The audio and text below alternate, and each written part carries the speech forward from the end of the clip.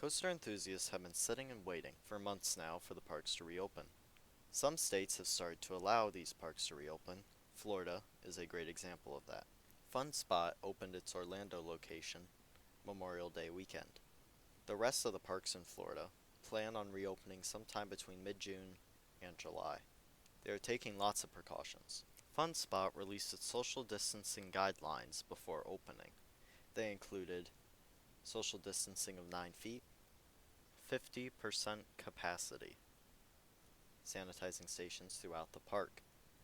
Staff interacting with guests must wear face masks and are supposed to sanitize after every transaction. Any indoor attractions, such as arcades and diners, will be closed for the foreseeable future, and all rides will have staggered loading and exiting to keep congestion down. There are more stipulations and guidelines than just that, but those are the important ones for us coaster enthusiasts. Governor Ron DeSantis has kept the known cases of the virus quite low compared to other states. He required any Florida attractions to submit opening plans to the local government, then they would be confirmed and greenlit by the state. Other states across the country may take a lot longer to reopen due to governors and their individual plans.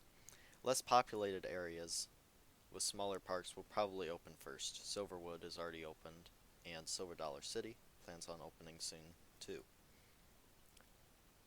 Mount Olympus in Wisconsin has opened after the state Supreme Court overturned the governor's orders to keep places like that shut down, and they are quite loose with their guidelines for their employees and their guests. But I think that'll be more of a theme for the smaller parks across the country. The larger corporations like Cedar Fair, Universal, Disney, Six Flags, those places will all have to have much stricter guidelines, I think.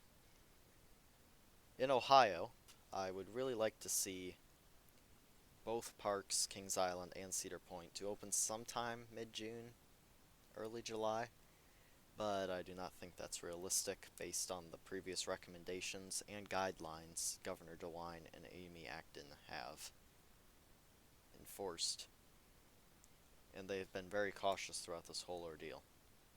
DeWine said during his live streams today, June 2nd, that on Thursday, June 4th, he will be discussing what he said is mostly good news on zoos and other leisure activities in Ohio. I personally can only hope that this announcement will include Cedar Point and Kings Island. Governor DeWine's use of the word mostly does have me a little concerned that places will not be opening anytime soon. That is all I have for today's video. Please give this video a like and subscribe for more.